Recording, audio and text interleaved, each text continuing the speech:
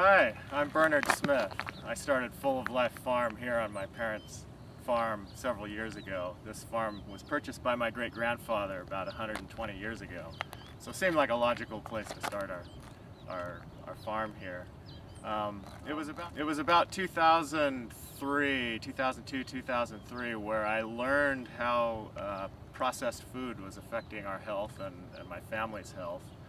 And it was back then that I started, we changed our diet and changed our health as a result. And I wanted to do something. I live in the Bay Area, San Francisco Bay Area, and our farm's here in the Willamette Valley in Oregon. My parents still live on it right here in the main house, and my sister lives next door. And so this is our family farm. But we didn't have good meat down in the Bay Area, along with other kinds of food we didn't have, but I could do something about the meat part because we had the farm in our family. So we started raising grass-fed beef and pastured pigs here, and now of course I've got a couple other friends of mine that raise animals for me. But processed food, as I learned and I'm still learning, is responsible for a lot of the health ailments that we all have these days, like diabetes and heart disease and those things. And processed food doesn't just start in a factory. Processing can start out in the pasture, for example. For example, feeding a cow grain is a process that's completely unnatural to the cow. Cows' digestive systems are designed to eat grass, and they digest the grass and they manufacture the proteins from the fibrous grass. They don't eat starchy grains naturally. But humans came along and in the interest of causing the cow to grow fat fast to increase profits, we created a process to do that. That process is feeding grains to cattle. And that reduces the nutritional value of the meat. A lot of the proteins and omega-3 decline when you feed grains. So we wanted to eliminate processing from our food to give us robust health. And so we do that here on our farm and our friends' farms by sticking to diets that are natural to the animals. So our cows only eat grass, that's it. And what we found is they don't get sick, they don't get fat, they don't get disease, and they're just generally healthy. Give them clean air, sunshine, fresh grass, good water, and that's all they need, and they just take care of themselves. So a lot of grass-fed beef tastes different depending on where it's raised. And you feed it dry grass, it tastes one way. You feed it sagebrush, it tastes another. You feed it lush green growing grass like we have here in the Willamette Valley, and it makes for some exquisite beef. Walked by, and we've got these nice canyon pastures here that are good grazing in the summertime while we're letting the grass regrow up on top. And so that's what the cattle are here now, just grazing on completely wild grass. No, there's never been a chemical or a fertilizer put on any of these pastures here in this.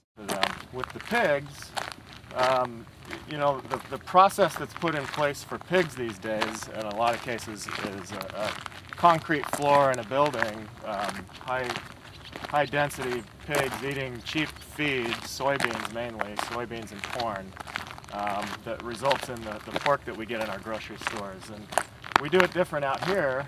First of all, we don't feed them soy or corn because of the genetic modification that goes on in those grains. We stay away from those. We feed mainly it's yellow peas, wheat, camelina seeds, flax seeds, alfalfa meal. That goes into their feed. We make our own feed. And then they're also running around on pastures, or we've got some brush back here that we put them in, so that they're outside, they exercise, they run around, they socialize. They're doing things that pigs like to do, and that generally it does result in a lot better quality meat. You'll notice the difference in the flavor and the texture and the firmness of pigs that are raised right versus pigs that are raised on concrete in a factory. My great-grandfather purchased this farm in the late 1800s. It was around 1890, nobody knows for sure. And he raised sheep here back then. And he had a brother, Frank, who had meat stores in Portland, Oregon here.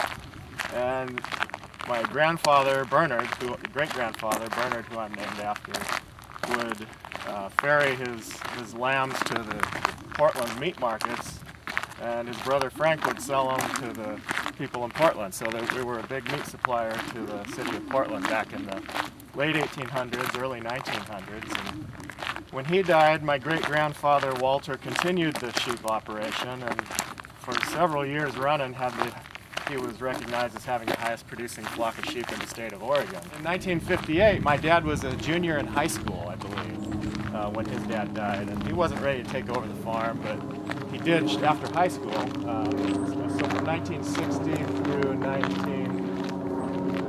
through several years ago. So after 1960, my dad converted the farm to a crop farm, and he raised mostly commodity crops like wheat and green beans, and he put in the filbert trees that we see in some of the orchards around here.